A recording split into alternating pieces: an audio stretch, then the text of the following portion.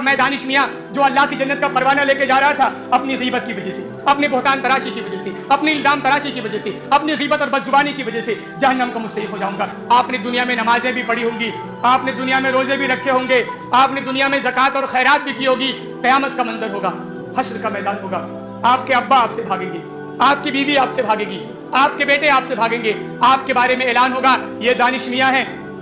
یہ بڑے مولوی بنتے تھے، انہیں جنت کا پروانہ مل گیا، یہ جنت میں ڈالے جائیں گے، فرشتے آئیں گے میرا ہاتھ پکڑ کے مجھے جنت لے جائیں گے۔ لیکن میرا پڑوسی نکل کے آئے گا، میرا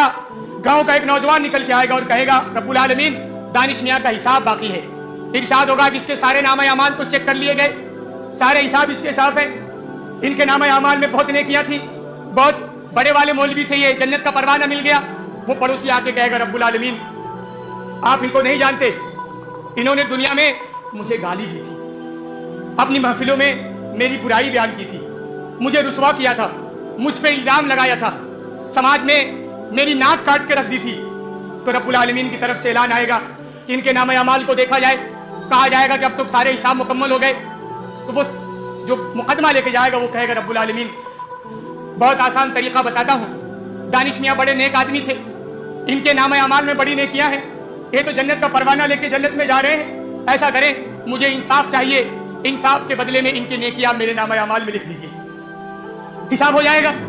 تو عرش صدا آئے گی جی ٹھیک ہے، دانش میاں کی تمام نیکیاں اس کے پڑوسی کو دے دی جائیں، اس کے ساتھی کو دے دی جائیں، اور میری تمام نیکیاں اٹھا کر اس آدمی کو دے دی جائے گی دنیا میں نے جس کی غیبت بیان کی تھی،